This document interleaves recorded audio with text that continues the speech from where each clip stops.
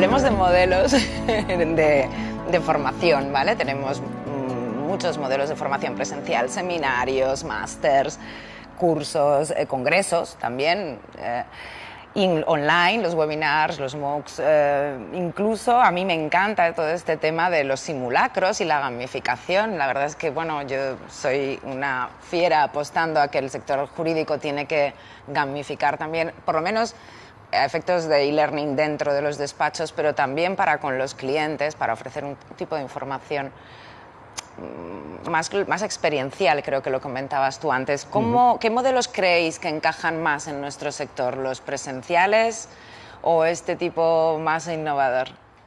Pues yo creo que depende del nivel del que se parte. Es decir, yo vengo de la formación presencial, luego también he hecho mucha formación online, y yo siempre recomiendo que para empezar no hay nada mejor que la presencial. Otra cosa es que por imposibilidad física pues tengas que empezar ya online. Pero es empezar por lo presencial, luego ya estás en disposición de seguir actualizándote o profundizando vía online, ¿no? Pero yo recomendaría a todos empezar siempre por una formación presencial. Y luego, en cuanto a lo que has dicho de la gamificación, que yo estoy completamente de acuerdo y soy un defensor de, especialmente en Derecho, donde además las escuelas de práctica jurídica, las clínicas legales, se basan justamente en la técnica del estudio de casos, ¿no? Y, bueno, pues el caso no es más que un serious game, es decir, coges un caso, lo puedes gamificar, puedes cambiar, como se entrenan a los pilotos de vuelo con simuladores, y les cambian las coordenadas, el paisaje, si hay tormenta o no hay tormenta, si viene el viento de cola, pues todos esos elementos también influyen en un caso jurídico, con lo cual empezaremos en las escuelas de práctica jurídica con simuladores de vuelo de casos, como si estuviéramos en un caso real, y luego yo creo que esas mismas herramientas de gamificación servirán para cuando tengamos un caso real en el despacho, saber cuál es la solución más probable y si merece la pena o no merece la pena meterse en ese pleito, porque lo más probable es ganarlo o perderlo. Claro, incluso. Y para asesorar a nuestros clientes, ¿no?, adecuadamente, dice, oye, yo tengo este caso, y entonces tú metes los datos en la máquina y, pues yo que tú no lo haría, porque tienes pocas probabilidades. O ellos, incluso, para implicarles en la propia solución, claro, de los lo cual conflictos. va a tener un problema, y es que cuando esté disponible para todos, ya un particular lo mirará, claro, y entonces ya contratará menos abogados, porque solo cuando hay alguna probabilidad de ganar el caso.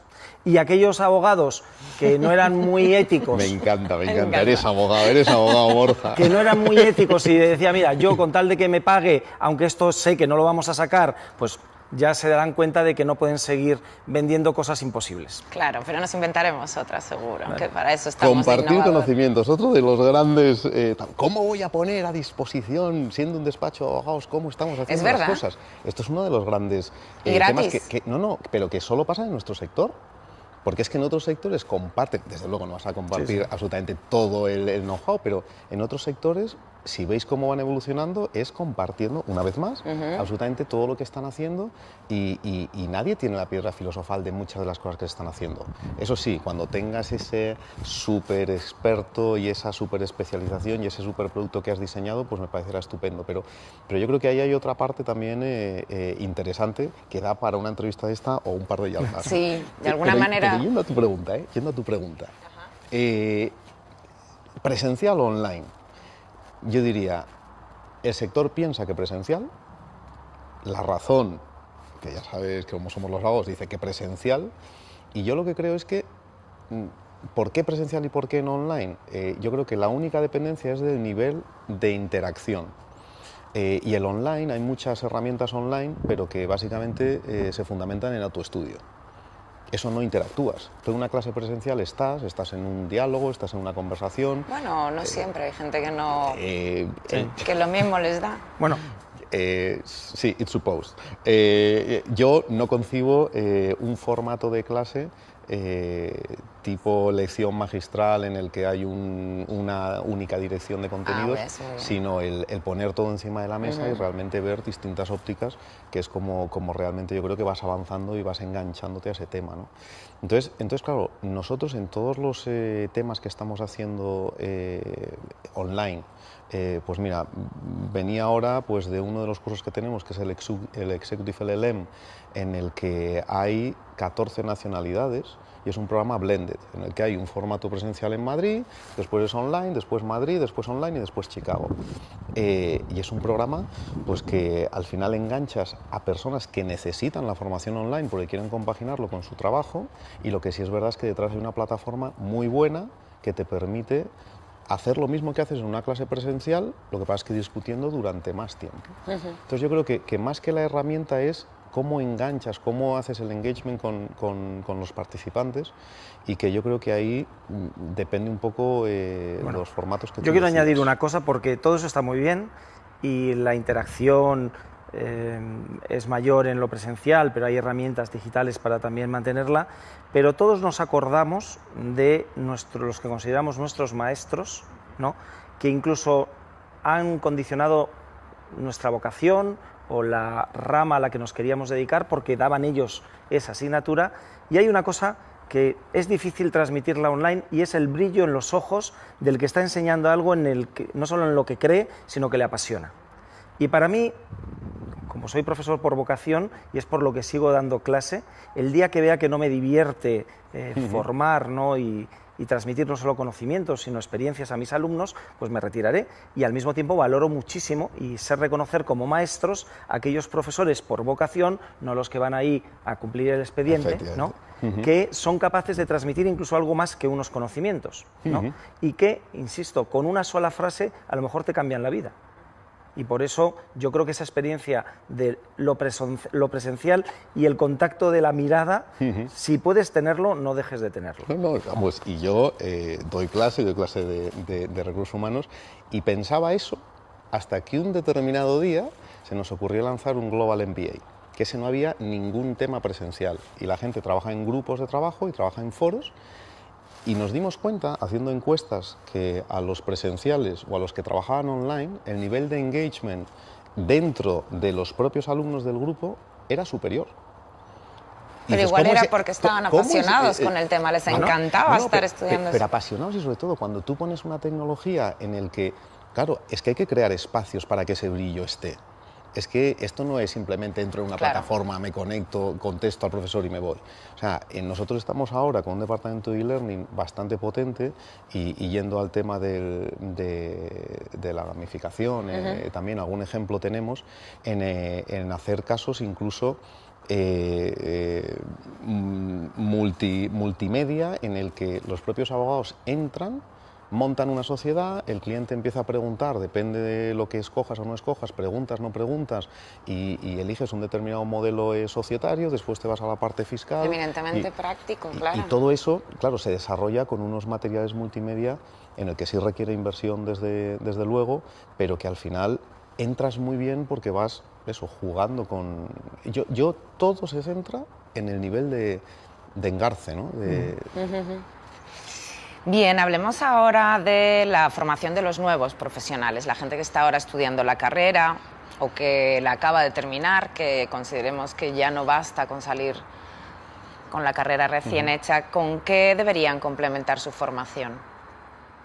Pues yo voy a ser políticamente incorrecto, porque lo que se espera es que digamos que un máster en nuevas tecnologías o derecho digital, y yo lo que recomiendo es que hagan un máster de filosofía del derecho o de filosofía a secas. Pero si sigue habiendo un solo año en derecho en primero, pues un año sí, de filosofía. Debe haber, y además yo, por ejemplo, me dediqué a la filosofía del derecho pese a algún profesor de filosofía del derecho que haya por ahí.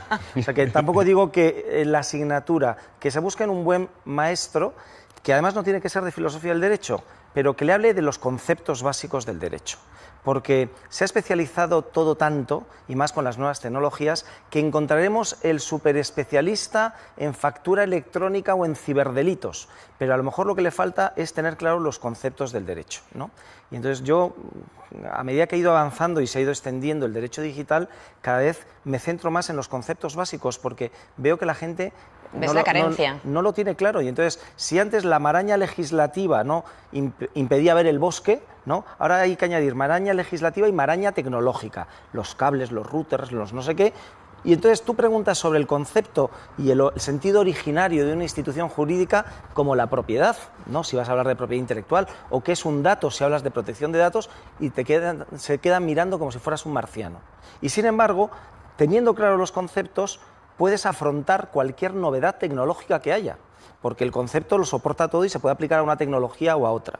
Y sin embargo, hay demasiados especialistas muy pegados a la última tecnología, que va a tener una obsolescencia de 2 o 3 años. Seguro. Entonces yo creo que lo que van a pedir más en los despachos es gente con visión general y que sepa manejar conceptos abstractos que se pueda aplicar con una tecnología o con otra y que tenga mucho sentido común. ¿Estás de acuerdo?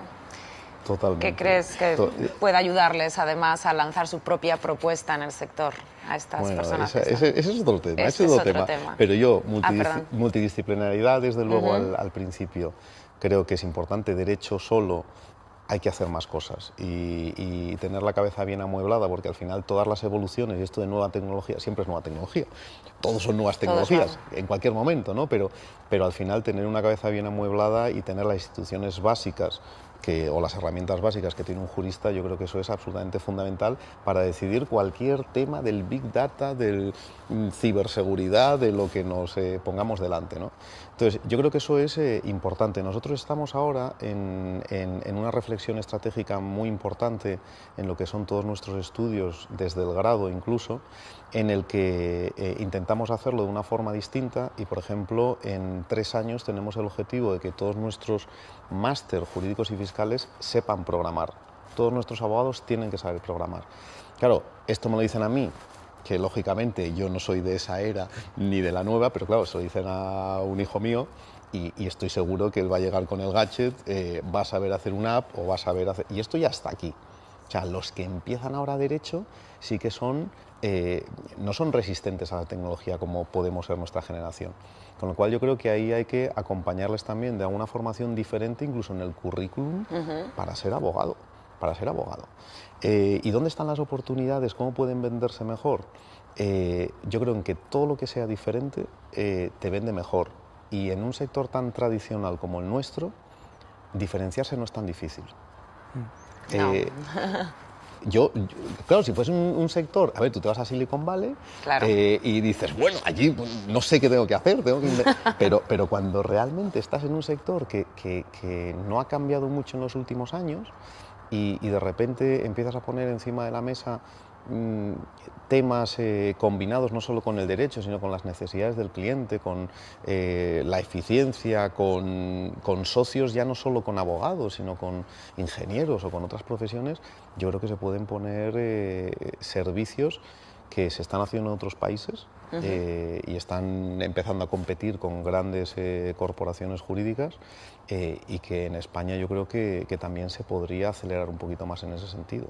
Yo añadiría 2 consejos para los que nos estén viendo, sobre todo que estén empezando. Uno, que en el diseño de su propuesta, de qué pueden ofrecer, piensen en algo que les apasione, porque se van a dedicar a ello 8 horas al día o más y buena parte de sus vidas. Y tiene que ser algo en que sin obligación, porque les gusta, cuando tienen un rato libre, pues se pongan a leer sobre eso y no les cueste y disfruten. Y luego otro consejo es que Steve Jobs decía que había que echar la vista hacia atrás y unir los puntos para saber pues, qué era lo que te tenías que dedicar. Cuando estás empezando no puedes echar la vista atrás porque todavía casi no tienes puntos. Pero yo siempre digo que busquen las intersecciones, porque normalmente, materia por materia, siempre hay alguien que sabe mucho más que tú. Si buscas la intersección de 2 materias, a lo mejor ahí tú eres el mejor, incluso porque eres el único, que es una buena forma de ser el mejor.